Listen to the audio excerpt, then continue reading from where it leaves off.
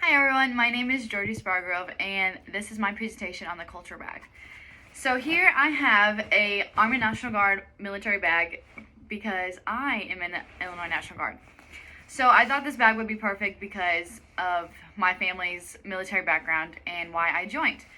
So to start with my bag, the military purpose. So way back in my great-grandpa's age, so I have a long list of basically just my family's background on the military. So my great-grandpa Penning, he was in the U.S. Navy in the World War II. He was at the Korean War, and he was a naval carpenter. My grandpa, who is still alive today, was a World War II vet in the infantry on the Army side. He went to Germany. He's basically been all around the world. And then my great-grandpa Sparrgrove was in the Navy in the World War II. He was on the Dakota battleship, and my grandpa Dewart passed away, I think about 2 or 3 years ago, and just watching his military sent away that they do at funerals was really heart touching, and it's just amazing what those guys can go through over there. And sorry, it's rough talking about. And then my dad's side, I have two cousins who were in the Army as well, who went overseas to Afghanistan. And then on my mom's side, I've had 2 or 3 cousins that are in the same that were Marines. And so I'm currently the only female in my family who has been in the military, besides my aunt Melody, who was a nurse in the Air Force, I believe. So I started this bag, so go in the past background. So that was one of my 6 items. Then if I go in here, I have a family picture. It's just so this is my dad, me, and my niece Riley. It's at one of her track meets, cause she is a big track girl. She is in the national team. She is amazing. She's only 13 years old, and she's already been in nationals. And my dad, who is my biggest supporter and just is so meaning to me, because he developed cancer back in 2016. And okay, sorry about that. So he developed bone marrow cancer back in 2016 when I was a freshman in college at ISU, and my family is so important to me. So basically, back in our background, my mom's side was German, Scottish, and Irish, and then my dad's side was Irish and Native American, which is where my last name comes from. That is Sparrgrove. So Sparrgrove used to be Sparrgrove, and then I don't know, sometime way back in the day, they changed it to Sparrgrove just because of the Native Americans. I'm not for sure. I just don't know much about that topic. So that was my second culture bag. And here I have a t-shirt, Illinois State Track and Field. So back in 2015, 2016, I was recruited for the track and field team here. And around that time, I was only 18 or 19 years old. I still didn't know what I wanted to do with my life. I still had a hard time figuring out what I wanted to do. And that's when my dad got sick. And so I was on the team for about a year. So he had it in December, and then in May is when I joined the military, and then that's when I finally figured out what I wanted to do. And then the track and field has always been a big part of my life. I grew up, my siblings were in track and field. My mom, my dad were in track and field. Basically, my whole entire family revolves around track and field. And sports are just are also a big factor in what we love to do.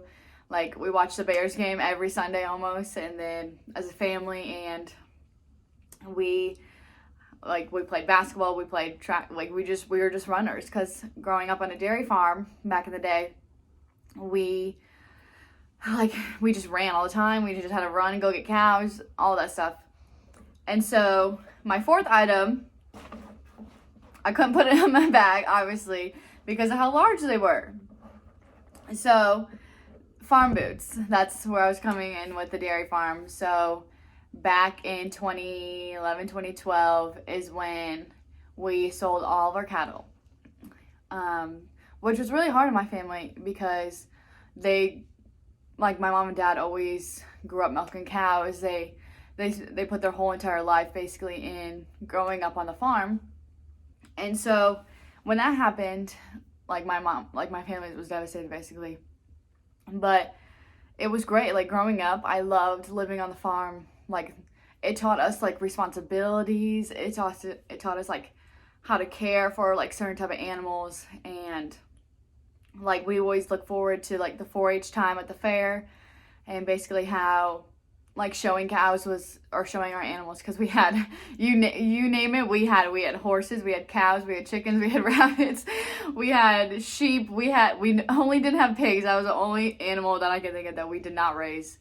We had goats, we had geese, we had deer. My grandpa used to raise deer. We had cats, dogs, you name it, we had it. And like just going to the fairs was such a family gathering.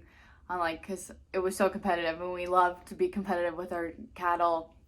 And I didn't get to do I only got to do it when I was younger, because when I was in high school, we moved to Illinois because we grew up in Iowa. And it was just like a big, like watching my siblings, like this 100-pound girl just carrying a 1,000-pound, like 700-pound beef cattle, just walking him around the show ring. It was amazing just to see what, like the hard work that they've put in all summer, like what it came to at the end of the year. Because like just being able to show something and sell it and give it out to me, like that is like what our culture basically grew up around. Like that's what we did every summer. And then my fifth bag item that I have is my devotional book. So I got this on Christmas, and every Sunday we would go to church back in Iowa, or back in Illinois, back in my hometown in Mowequa, and every Sunday we just love seeing all these people. So my religion is really important to my mom mainly, not much my dad, just because of how like she's like just we always bow down to God, and how he can basically do anything for you. And in 2012, 2013, I got to go my whole entire high school, like the 3 years I was at the high school, I got to go on these mission trips where we would get to go to different states. I've been to Onancock, Virginia. I've been to Louisiana, the Baton Rouge, Louisiana, and one other place I can't remember. And we would go on these mission trips to help people who haven't had the best life growing up. And so they would go to these kid camps, and we would interact with all these type of kids who had different race, gender, all, you name it, different class. They're just amazing kids, and we got to see them for only 1 week, and we got so attached to these kids, and how it was great just to see all these smiles on these kids just from different people coming every week at these kids camps. And at the end of every day, we would basically have our group circle, and we talk about like what we did, like what we saw, and how God has reflected our lives, and how these children and how they grow up, and how we grow up, and how like different our lives are from basically them. And so my last one is a Starbucks cup. So this Starbucks cup, I love coffee. I just love coffee, and that's why I thought this one was going to be a great last item for me, because my family has always grown up around coffee. Like every morning, my dad and my mom would have a pot of coffee ready to go, just so they can have it and drink it right when they wake up. And like starting school, I can't thrive if I don't have a cup of coffee. Like I don't thrive throughout the day. Like I'm not awake. I'm not anything without having a cup of coffee. Like, you know, those signs that say, don't talk to me unless I had coffee. I am one of those girls who don't talk to me unless I have my coffee. So I thought that was awesome to put in this slideshow. And then overall, I hope you have learned a little bit about me, even though this video was kind of short. But if you can't tell how passionate I am about track, and how passionate I am about my family, I don't know what else will complete what I'm passionate about. So thank you.